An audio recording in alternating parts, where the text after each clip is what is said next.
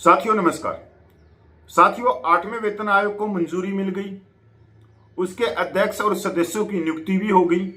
अध्यक्ष न्यायमूर्ति रंजना प्रकाश देसाई, तो सदस्य प्रोफेसर पुलक घोष और सदस्य सचिव पंकज जैन।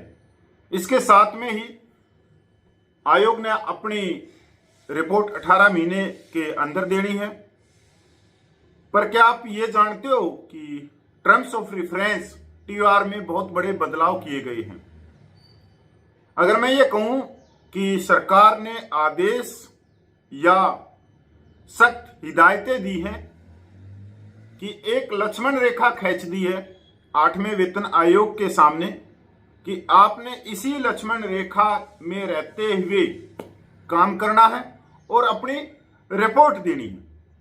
अब ये लक्ष्मण रेखा है क्या, इसी पे आज बात करेंगे, क्योंकि यहीं से 8वां वेतन आयोग की शुरुआत होगी और इसी लक्ष्मण रेखा में रहते हुए पे पेंशन की बढ़ोतरी होगी और इसी लक्ष्मण रेखा में रहते हुए फिटमैन फैक्टर पर मोहर लगेगी। साथियों, 8वां वेतन आयोग का करोड़ों केंद्रीय कर्मचारी और पेंशनर बहुत समय से इंतजार कर रहे थे। यानी कि मैं कहूं कि 2023 के बीच में 8वें वेतन आयोग की मांग उठने शुरू हो गई थी कि सरकार 8वें वेतन आयोग को मंजूरी दे, और 2024 आते आते तो बहुत ज्यादा इसकी मांग उठने लग गई थी। पर सरकार ने सिर्फ, हम कह सकते हैं कि 11.5 महीने पहले जब दिल्ली विधानसभा का चुनाव था जनवरी फरवरी 2025 में, तो 16 जनवरी को 8वें वेतन आयोग की घोषणा करी।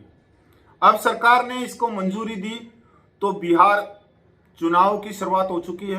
बिहार के अंदर बिगुल फूंका जा चुका है, चुनाव का जोर शोर से प्रचार चल रहा है, रैलियों पे रैलियां हो रही हैं। उसी दौरान 8वें वेतन आयोग की घोषणा करी। साथियों, अब मैं आप के सामने वो TOR रखूंगा जिससे आपको समझ में आ जाएगी भली बाती, और बहुत कुछ समझ में भी आएगा कि जो 8वें वेतन आयोग का जो दायरा है वो किस तरह से बनाया गया। प्रधानमंत्री श्री नरेंद्र मोदी की अध्यक्षता में केंद्रीय मंत्रिमंडल ने आज 8वें केंद्रीय वेतन आयोग के विचार विषय को स्वीकृति दे दी। 8वां केंद्रीय वेतन आयोग अस्थायी निकाय होगा। आयोग में एक अध्यक्ष, एक सदस्य अंशकालिक और एक सदस्य सचिव शामिल होंगे। यह अपने गठन की तिथि से 18 महीनों के भीतर अपनी अनुशंसाएं देगा। यदि आवश्यक हो तो आयोग अनुशंसाओं को अंतिम रूप दिए जाने पर किसी भी मामले पर अंतरिम रिपोर्ट भेजने पर विचार कर सकता है। मतलब इस ये लाइन भी पकड़ने की है कि आयोग अपनी रिपोर्ट देने से पहले सरकार के पास में उससे संबंधित एक रिपोर्ट भेज सकता है कि हम ये फाइनल करना चाह रहे हैं, या सरकार से कोई सलाह मशवरा करना चाहते हैं, तो संतर्क है। आयोग अपनी अनुशंसाएं देते समय निम्नलिखित बातों को ध्यान में रखेगा। मतलब ये एक नियम बना दिए जिनको हम कहेंगे कि एक लक्ष्मण रेखा, कि इससे बाहर नहीं जाना, आपका गोल धारा खींचा जा रहा है, आप इसी गोल धारे में रहते हुए काम करोगे। नंबर 1, 5 हिदायतें हैं।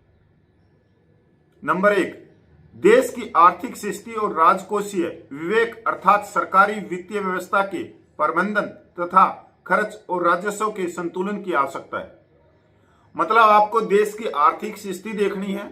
अगर मैं ये कहूं कि देश की तिजोरी देखनी है कि उसके अंदर कितना संसाधन है, उसी हिसाब को देखते हुए आपने आगे चलना है।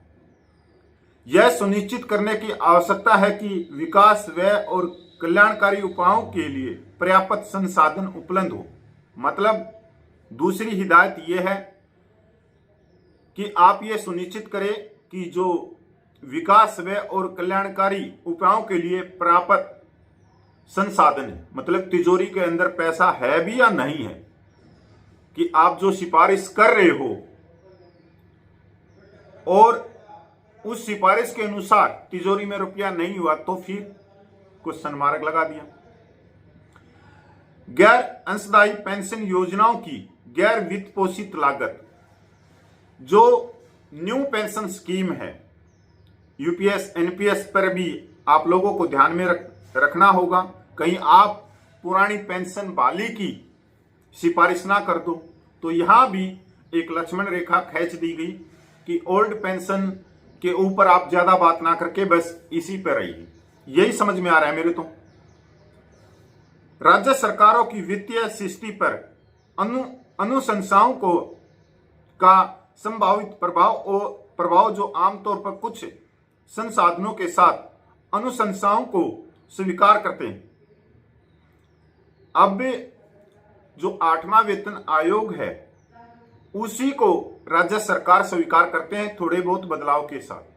तो यहां पर आयोग को एक और हिदायत दी गई है कि आपने राज्य का आर्थिक स्थिति देखनी है, राजकोषीय देखना है राज्यों का। राज्य को भी, जो राज्य की तिजोरी है उसको भी देखना है कि तिजोरी में कितना पैसा है। ये और कर दिया। अब केंद्र सरकार की तिजोरी में तो पैसा ही पैसा है, क्योंकि सारा टैक्स का पैसा पूरे देश का वहीं इकट्ठा होता है।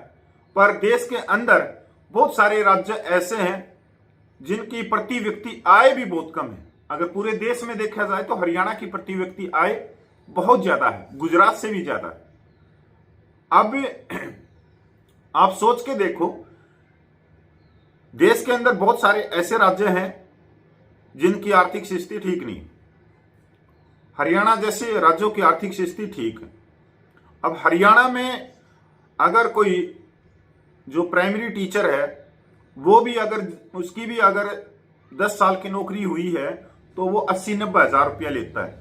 पर आप बहुत सारे राज्य देखोगे देश के अंदर ऐसे जिनके अंदर जो प्राइमरी टीचर है जिनकी नौकरी 20 या 25 साल है, वो आज भी 30 या 35 हजार रुपये ले रहे हैं।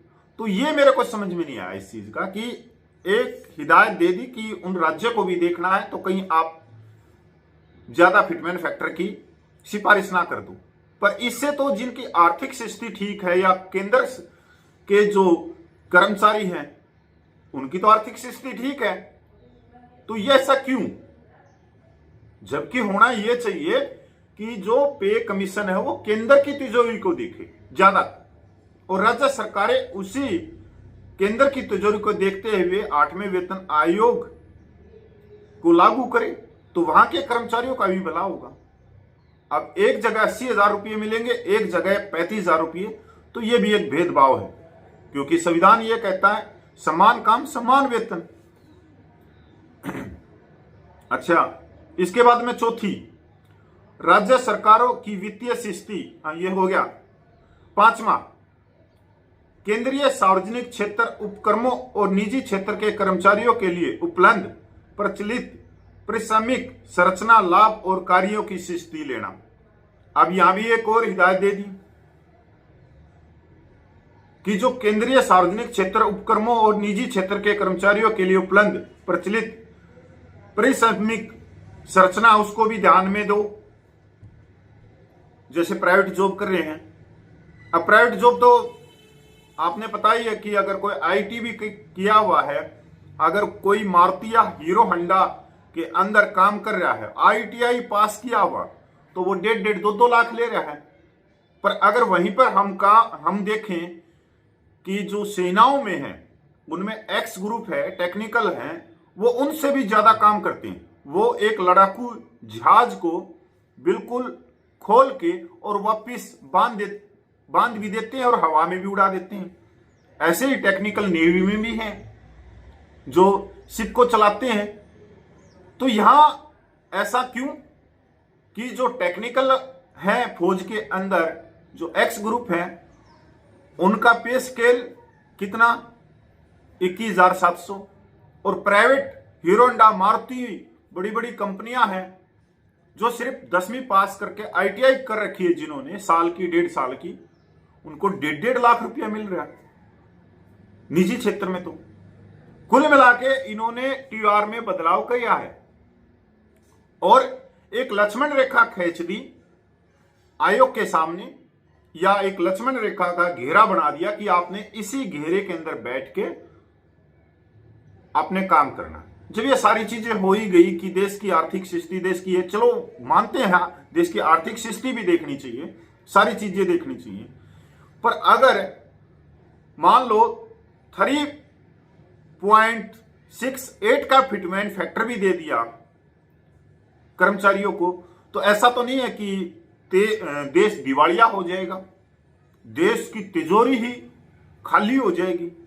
जबकि देश के विकास में भागीदार कौन है, देश को चला कौन रहे हैं, यह सबसे पहला प्रश्न होना चाहिए आयोग के सामने।